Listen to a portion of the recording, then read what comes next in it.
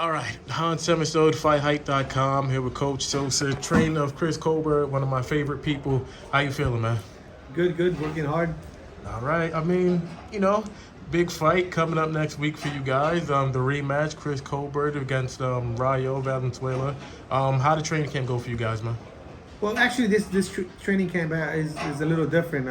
My job has been a little hard, so as far as being really involved with Chris for this fight, it's been limited. But we asked Coach Barry and the Headbangers out for help. They did help out. They took out Primetime as one of their own, and the camp is going fine. They got great sparring, better sparring than we had for the last fight. So I'm sure for this fight, Chris will be sharper than the last fight. Any worries about going back again to 135? I know the first time it was his debut. Do you think he settled in a little bit more at 35? What do you think? Yeah, I think he did settle a little more at 35, but in the way I really won the fight, I mean, people judge, people criticize and all that. We won that fight. So why would we fight again? There's nothing there for us. I mean, people have their opinions and all that, but we beat Rayos. People like it, people don't like it, we beat them and we move along. But for whatever reason, the rematch got set and we're ready to prove everybody wrong again. In that first round, Chris got dropped. Scary moment. Is there anything that you're trying to tell him to avoid this time around, or do you think he just probably got a little overexcited? No, that's probably one of the main reasons he got caught. He got overexcited and he really wanted to get to Rayos on the first fight. So the overexcitement did get him and got careless and got caught. But he showed that he got caught. He got up. He was wobbled a couple of times, but he showed he has balls. He got up and he pushed the bigger man back. He dictated the fight with the jabs, and we won the fight. You guys are in a pretty good position because Chris said he wants to stay at 135 now, and officially Devin Haney just vacated the rest of his titles. So 3 other belts are vacant and out there for the grabs, man. Is there anybody in particular after this Rayo fight that you guys want to take on? Maybe like a Frank Martin? I know that was the fight Chris always wanted. Tell you the truth, I mean, I wouldn't mind fighting Frank Martin right now, but I want to take a break from lefties, man. If you really look at Chris Colbert's record, more than half, or I say more than half, has been lefties, and we've been fighting lefties, I think the last 5 fights. So I mean, I would like to take a break from the lefties and fight somebody right-handed, no matter who. Because at this stage of the game, it don't matter. Whoever it is, we get. But hopefully, it'll be a right-handed guy. What do you think? How would a matchup between? I know you said you want to take a break from lefties, but how do you think a fight between Chris and Frank would play out now, man? It'll be an interesting fight. I mean, if Primetime is sharp, I think we would outbox him and outpoint him. You know what I'm saying? But Martin is definitely no joke. A lot of props to Martin. He's a great fighter. It's always talk about you guys wanting to fight Frank Martin, but a guy and a name that I haven't heard much of is Isaac Cruz. What do you think about a possible fight? He's a guy that's going to come forward, throw 2 million shots per round. What do you think about that style matchup for Chris, man? Oh, that'd be great too. Chris would have to be like a Floyd Mayweather, stay in front of him, shoulder roll, come back at him. I mean, because Isaac is strong, powerful, but everything he throws is wide. And Chris will see mostly all of them, and he'll roll, come back, touch him, come back, touch him. Would you kind of try to take a little bit of the blueprint that Tank put out there, or is it just that Tank hits significantly harder than Chris, so you're just like, nah, we're probably not going to pay too much attention to that fight? Yeah, 2 different fighters, 2 different styles, Which one would be a tougher fight for you guys, Isaac Cruz or Frank Martin? I'll say probably Frank Martin, just because he's a lefty, and I'm tired of lefties. But yeah, I think just for the simple reason that he's a lefty, and he's very well disciplined. But I think Chris will still outpoint him. If you guys get past Rayo, I think it'll probably be another fight you guys will probably have to take before probably getting a title fight. Is there anybody in particular who doesn't have a belt, or anybody who's not on the verge of fighting for a belt that you guys would like to fight?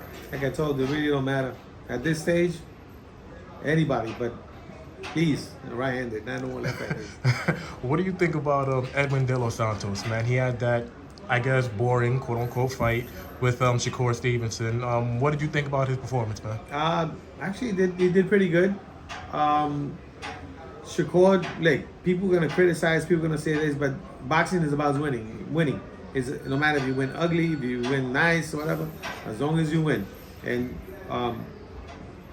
Shakur, the master at distance, he controlled the distance. I pointed him with one hand. Props to him. Would you guys be interested in actually taking up Edwin, or you're like, not Maybe really? after like 2 or 3 right-handed guys, because like I told you, I'm tired of lefty. He's another lefty. That's true. A lot of guys at 135 are lefty. At Yeah. least a lot of the top guys, anyways. So, granted, let's say you guys get past this fight. Do you think 2024 is the year where Chris, puts it all together and win the world title, man? That's what we're hoping, man. Hopefully next year I'll get Chris to be my first world champion. Jarrell Miller be my second world champion. So, and then things will start rolling from there. Is there any sanctioning body that you wanted to go down? Because, once you go down, let's say, like the WBA route, you can't really go the WBC route. If you go the WBO route, you can't really go the IBF route. Because once you win a belt, you're no longer ranked, and then you got to try to unify and stuff like that. So is there any sanctioning body in particular you guys As long as we get that strap, it don't matter. That strap is what counts. So it could be either one. I don't care. As long as we get one. Gotcha. Switching gears to Jarrell Miller, Big Baby, got his fight with Daniel Dubois. How's everything been going with that camp, man? It's been good. I mean, Jarrell Miller did the sacrifice because he lives in Florida. And for this camp, he decided to come up here with us and do his entire camp up in NYC Cops and Kids. So far, it's been going fine. He's ready to go. And we're definitely going to be Dubois. Dubois. Now, I spoke to Big Baby, obviously, and he's saying that Dubois doesn't have a lot of heart. Quit against Joe Joyce. Quit against Usyk. What's your feelings on that? Do you feel that he did quit in those fights, or do you think he just got caught with some good shots, went down? I think both. He got caught with some good shots, and then he didn't have the thing to continue. Like he said, "Nah, there's not for me right now." So, Is that what you guys are kind of banking on? Like, yeah, Dubois hits hard. Yeah, he's a pretty good fighter. But are you guys kind of banking on pushing the pace, getting them into the later rounds, and seeing if he could take it? Yeah, of course. I mean, the dangerous fights the most dangerous part of a fight is the first 2 rounds. Everybody's fresh. Everybody's strong. You know what I'm saying? But after that, once they start feeling Big Baby, 310 pounds, 315 pounds after 3-4 rounds of leaning, touching, and being rough, your body's gonna feel it after the 6th, 7th round, and then after that, you're gonna be like, "Fuck, I got a couple of more rounds to go." I saw Big Baby in person. He's definitely more than 315. That's a big guy with a lot of a big guy with a lot of stamina, man. But I gotta ask you, man. What's his beef with Anthony Joshua, man? Why does he hate this guy so much, I don't know. man? That's the question you have to ask Big Baby. But that happened since the first time they were in a fight. But I don't know. That's a Big Baby question right there. Do you think we'll get that fight after this one, man? Hopefully, man. But first he has to get past through Otto Wallin, and believe me, Otto Wallin is no joke. We sparred him a couple of times. He is one rough, tough lefty. Jarrell was actually saying that he feels that Joshua made a mistake picking Otto. I think so too. Do you think, would you kind of lean towards Otto to win that fight, or do you think it's 50-50, and if Joshua catches him, it could be over? I'll lean a little bit like 60-40 Otto. Yeah. Why is that? How do you see it playing out exactly? Otto's gonna go after him. Believe me, he's gonna go after him. I seen Otto take shots. He has good stamina. He don't have all the pop in the world, but he's a consistent fighter. Just keeps on coming forward, keeps on forward and putting that pressure. He really don't use his body as much as Big Baby, but he's one consistent pressure fighter. Is that the best way for Otto to win that fight, to keep putting the pressure, or would you prefer him to stay on the outside and box? Because Joshua is all about using his distance with the hands. Long. He has a problem when you're in the inside, or when people putting pressure on you. He has a little bit of problem. So his best way to put that pressure, stay inside. Well, let's just say that, because a lot of predictions that I ask you for, you get them right. 99.9% of the time. So let's say you get this one right. Would a part of you be at least a little, I want to say maybe disappointed because you're just like, you're happy for Otto because you know Otto, but Yes, you're just I like, definitely, I'm rooting for Wallin, but in a little way, I'm hoping Joshua wins because then we'll win, Joshua wins, and then the vibe becomes a little more hyper for Big Baby and Joshua.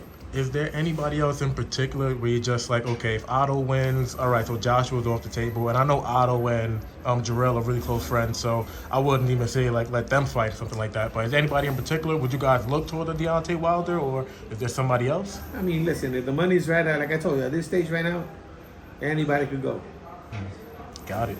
Appreciate you, brother. Thank you, man. No problem.